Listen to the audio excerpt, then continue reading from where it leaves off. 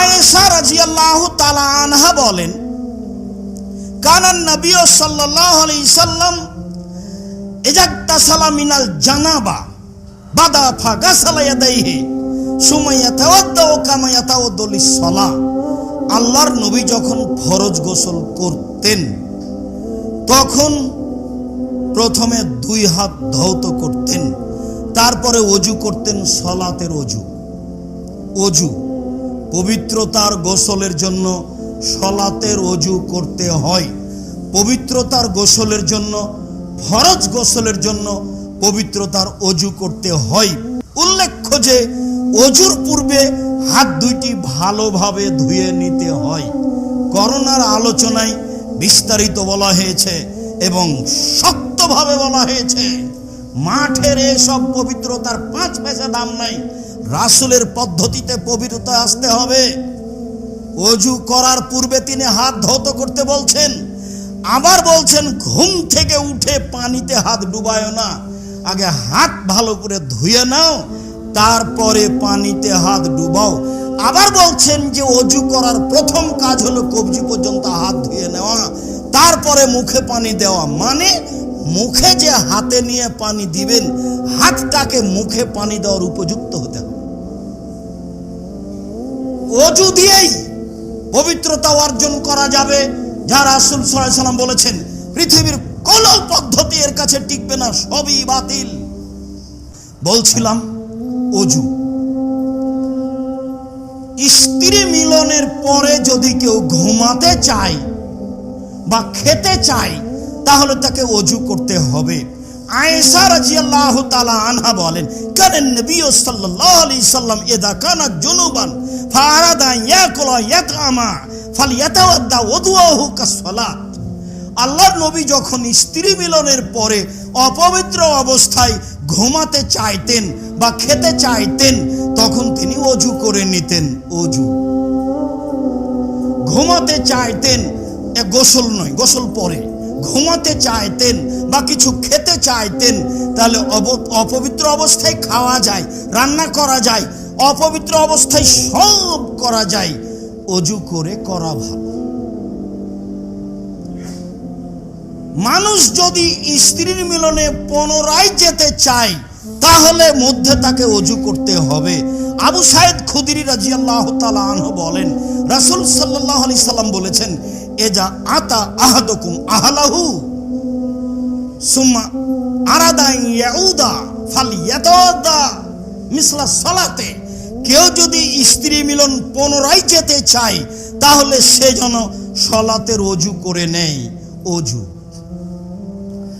আবু হুরায়রা রাদিয়াল্লাহু তাআলা আনহু বলেন, রাসূল সাল্লাল্লাহু আলাইহি ওয়াসাল্লাম বলেছেন, মান গাসসালা মাইয়াতান ফালিয়াগতাসিল ওয়া মান হামালাহু ফালিয়াতাওয়াদ্দা।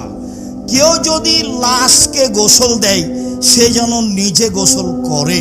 কেউ যদি লাশকে বহন করে কবরস্থানে নিয়ে যায় সে যেন ওযু করে। জরুরি নয়, ওযু করা ভালো। দুইটাই। তবে গোসল দিলে গোসল করা বেশি ভালো, আর বহন করলে ওযু করা সাধারণ। বলছিলাম ওযু। কেউ যদি মৃত ব্যক্তিকে গোসল দেয় তাহলে তাকে গোসল করতে হবে। কেউ যদি মৃত ব্যক্তিকে বহন করে তাহলে তার ওযু করা ভালো। ওযু। রাসূল সাল্লাল্লাহু আলাইহি সাল্লাম বারা ইবনে আযিবকে বলেন, বারা ইবনে আযিব বলেন, একটা লোক আল্লাহ রাসূলকে জিজ্ঞাসা করলো ঘুমানোর ব্যাপারে। তখন আল্লাহ রাসূল বলছেন, ইয়া ফুলানা, হে ব্যক্তি শোনো, এই যে আওয়াইতা এলা ফিরাশিকা, যখন তুমি তোমার বিছানায় শুইতে যাবে, ফাতাওয়াদ্দা, ওযু করে নাও, কাওয়াজুই সালাতে, সালাতের ওযুর মতো সুন্দর করে ওযু করে নাও। সুম্মাস্তাজি আলা শিক্কিকা লাইমান, তারপরে তুমি ডান কাতে শোও। ডান কাতে শুইতে হবে। পা পূর্ব দিকে না পশ্চিম দিকে এই বিবেচনা করাই অপরাধ। পা পূর্ব দিকে না পশ্চিম দিকে না উত্তর দিকে না দক্ষিণ দিকে বিবেচনা করাই অপরাধ। বিবেচনা করাই অপরাধ। কেন আপনি করবেন? এই অধিকার কে দিল আপনাকে? আপনার সুন্নাত হলো ডান কাতে শুইবেন। যখন আপনি লাশ কবরে রাখবেন তখন উত্তর দক্ষিণ।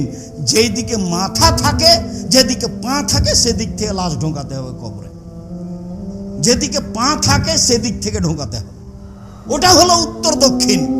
শোয়ার ব্যাপারে তিনি বললেন যে অজু করো, সলাতের অজু, তারপর ডান কাতে শুয়ে যাও, তারপরে বলো আল্লাহুম্মা আসলামতু নাফসি ইলাইকা, হে আল্লাহ আমি নিজেকে তোমার কাছে সমর্পণ করলাম, ওয়াজ্জাহাতু ওয়াজহি ইলাইকা, আমি তোমার দিকে চেয়ে রইলাম, ওয়াফাওয়াজতু আমরি ইলাইকা, সব কাজ আপনার কাছে সমর্পণ করলাম, ওয়ালজাতু যাহরি ইলাইকা রাগবাতান রাহাবাতান ইলাইকা, জাহান্নামের ভয়ে জান্নাতের আশায় তোমার কাছে আশ্রয় নিলাম, জাহান্নামের ভয়ে জান্নাতের আশায় তোমার কাছে আশ্রয় নিলাম, লা মালজা ওয়ালা মানজা মিনকা ইল্লা ইলাইকা, আশ্রয়স্থল নেই, আবাসস্থল নেই, কোনো আশ্রয় নেই তোমার আশ্রয় ছাড়া, কোনো আবাসস্থল নেই তোমার আবাসস্থল ছাড়া। শোনো, আমানতু বিকিতাবিকাল্লাযী আনজালতা, যে কোরআন মাজিদ অবতীর্ণ করেছো সেটা মেনে নিলাম, ওয়া নাবিয়াকা আল্লাযী আরসালতা, যাকে নবী হিসাবে পাঠিয়েছো তাকেও মেনে নিলাম।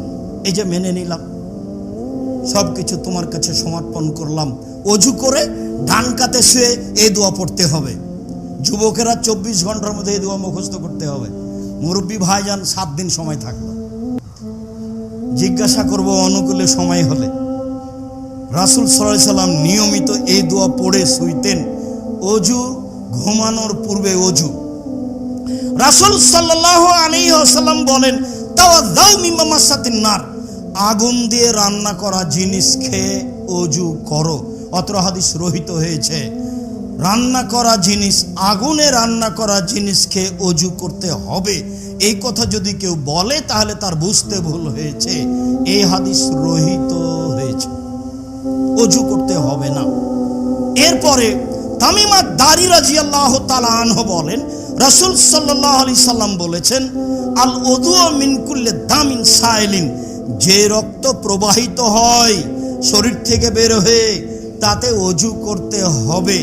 হাদিসটি জাল মর্মে জরুরি কথা যে, বা নিতান্তই জয়ীফ, জরুরি কথা যে যারা বলে শরীর থেকে রক্ত বের হয়ে একটু সরে গেলেই অজু ভেঙে যাবে, প্রমাণে এই হাদিস।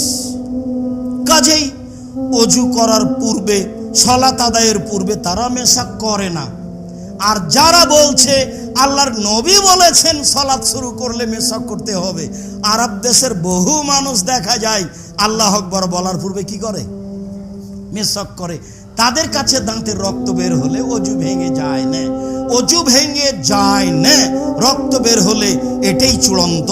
বুখারী মুসলিমের কয়েকটা হাদিস এসেছে, তার একটি হচ্ছে আল্লাহর নবী একজনকে রাতে পাহারাদার হিসাবে রাখলেন, বাহির থেকে একটা তীর গায়ে লেগে ঝরঝর করে রক্ত ঝরতে থাকলো, তিনি সলাতে বহাল থাকলেন। হাদিস তো সহি। যদি রক্ত বের হলে অজু ভেঙে যায় তাহলে একজন সাহাবী সলাতে বহাল থাকলেন কি করে? পরে আল্লাহ রাসূল বলে দিতেন, তোমার সলাত আদায় করা ঠিক হয়নি। বলছিলাম শরীর থেকে রক্ত প্রবাহিত হলে অজু ভেঙে যায়, এ কথা ঠিক নয়। অজু ভেঙে যায় মর্মে বিভিন্ন বই পুস্তকে লেখা আছে যে অজু করার পরে নখ কাটলে অজু ভেঙে যায়, কথা ঠিক নয়। অজু করার পরে বাচ্চাকে দুধ খাওয়ালে অজু ভেঙে যায়, কথা ঠিক নয়। অজু করার পরে মাথার কাপড় পড়ে গেলে অজু ভেঙে যায়, কথা ঠিক নয়। অজু করার পরে কুকুর কাপড় স্পর্শ করলে অজু ভেঙে যায়, কথা ঠিক নয়। অজু ভেঙে যায় এসব কারণে এগুলো একটাও ঠিক নয়। অজু ভেঙে যায় এগুলি একটাও ঠিক নয়। অজু ভেঙে যায় ঘুমালে, অজু ভেঙে যায় উটের গোস্ত খেলে, অজু ভেঙে যায় বায়ু, পেশাব, পায়খানা আসলে, অজু ভেঙে যায় তরল পদার্থ আসলে, অজু ভেঙে যায় স্ত্রীকে চুমো দেওয়ার পরে তরল পদার্থ কিছু আসলে, এইগুলি কারণে অজু ভেঙে যায়। আবার সেই কথাই ফিরে আসতে হবে, মানুষ যদি তার স্ত্রী অঙ্গ বা পুরুষ অঙ্গ স্পর্শ করে আর সেটা যদি উত্তেজিত হয়ে করে তাহলে অজু ভেঙে যায়, অন্যথায় অজু ভাঙে না। মর্মে আমি বিষয়টি আপনাকে ভালোভাবে বারবার শোনার ও বুঝার ও জানার আন্তরিকভাবে অনুরোধ করছি। বিষয়টি হুবহু আল্লাহ রাসূলের পক্ষ থেকে পেশ করা হচ্ছে, যাতে করে আপনার কোনো অংশে সন্দেহ না থাকে।